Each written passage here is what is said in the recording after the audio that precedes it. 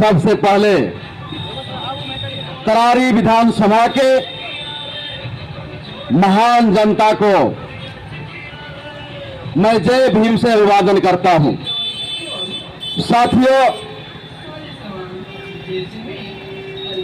आज बिहार में 4 सीट पे उपचुनाव चल रही है। आज समतामूलक संग्राम दल भोजपुर के करारी उपचुनाव में आज हम लोग आप लोगों से वोट दान मांगने के लिए आए हैं। साथ ही जब से देश आजाद हुई, जब से आपको वोट मारने का अधिकार मिला, जब से इस देश में चुनाव प्रक्रिया लागू हुई और आप उस दिन से वोट देते आ रहे हैं। वोट आपको राजा बनने के लिए दिया गया था।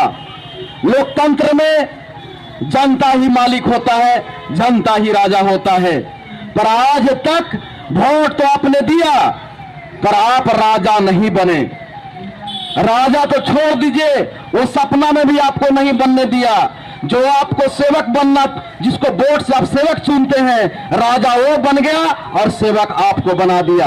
अभी करारी विधानसभा चुनाव में, करारी विधानसभा उपचुनाव में जितने प्रत्याशी लड़ रहे हैं, चाहे वो इंडिया महागठबंधन के प्रत्याशी हो, चाहे एनडीए भाजपा के प्रत्याशी हो, ये दोनों प्रत्याशी बिहार में सरकार में रह चुकी है। ये दोनों कभी आरजेडी नीतीश की सरकार रही तो कभी नीतीश और भाजपा की सरकार रही है।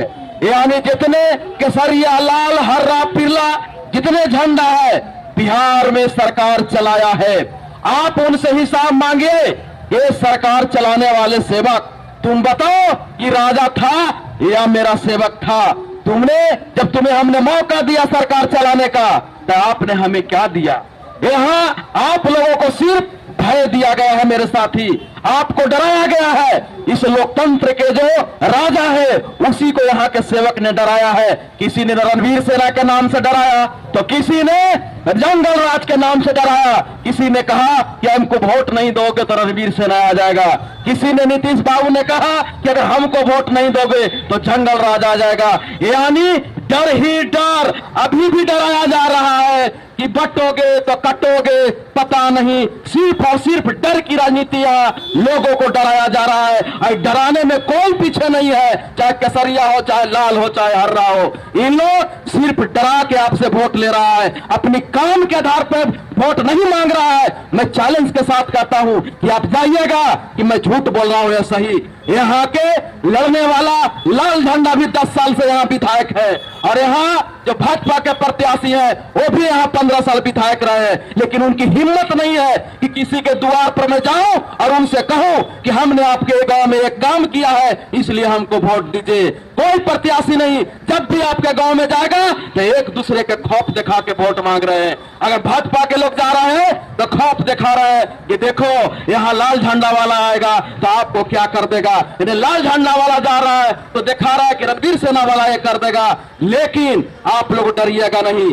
जब तक आप डरिएगा तो समझिएगा कि डरा हुआ व्यक्ति राजा नहीं बनता है। यानी अगर आप डर गए तो शासक नहीं हो सकते हैं। आप इनसे हिसाब मांगिए कि आपने सरकार में रहा तो कितना पुस्तकालय बनाए हो, बताओ। आपने कितने गरीब गुरबा के नौकरी दिए हो? बहुत से लोग यहाँ चैलेंज कर रहे हैं। नीतीश कुमार कह रहे हैं कि हम अपने काल में बहुत नौकरी दिए, इन्हें तेजस्वी कह रहे हैं कि हम अपने काल में बहुत नौकरी दिए।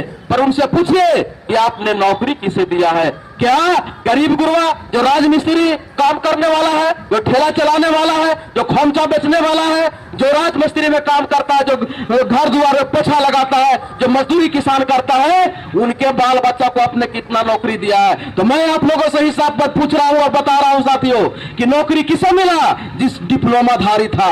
डिप्लोमाधारी को इस सरकार में नौकरी मिली है। तो डिप्लोमा कैसे मिलता है? डिप्लोमा के लिए चार्ज है। अब बीएड कीजिए 4 लाख रुपया, डीएलएड कीजिए 2 लाख रुपया, एमएड कीजिए 6 लाख रुपया। मास्टर बना, हमें कोई दिक्कत नहीं, बनना चाहिए, पर मास्टर कौन बना?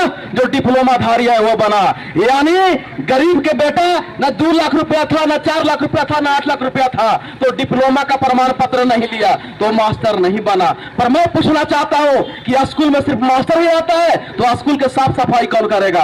स्कूल में मास्टर का काम है पढ़ाना, पर स्कूल में साफ सफाई भी होती है, उसको साफ सुथरा भी रखना है। तो सफाई कर्मी के बहाली नहीं निकला, वहां के लिपिक के बहाली नहीं निकला। क्यों नहीं निकला?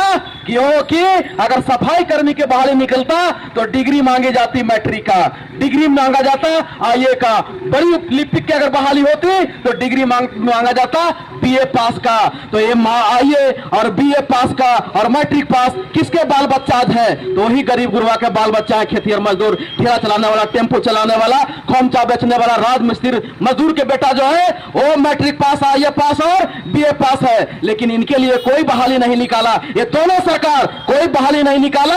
आपके लिए गुजरात और महाराष्ट्र फ्री कर दिया है कि यहां मैट्रिक लो, एक भूखे रह के पढ़ो, मेहनत करके दिन में कमाओ भी और पढ़ो भी। और अगर आपको आईए पास कर जाते हैं, मैट्रिक पास कर जाते हैं, बीए पास कर जाते हैं तो आपके लिए कोई बहाली नहीं निकलेगा।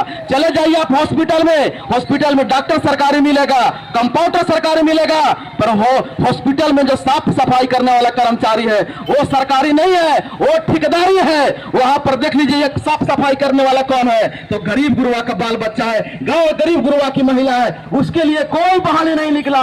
बहाली कहां निकल रहा है? तो डॉक्टर, और डॉक्टर क्या कर रहा है कि हाजिरी बनाया और सरकारी में से निकल के प्राइवेट हॉस्पिटल में जाके सुई और ट्रीटमेंट कर रहा है, उसको वेतन धक दिया जा रहा है। लेकिन जो दिन भर रह के साफ सफाई करता है गरीब गुरुआ के घर के बेटी बहू और बेटा, उसके लिए सरकारी बहाली नहीं निकाला गया।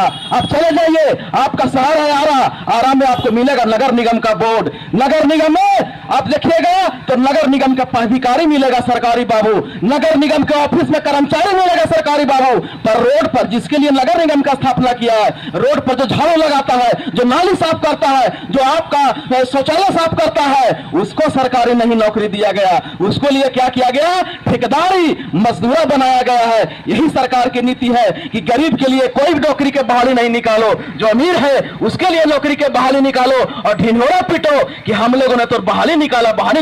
तो बहाली किसके लिए निकाला?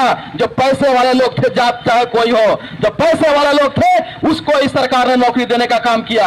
गरीब गुरुआ को ये नौकरी देने का काम नहीं किया।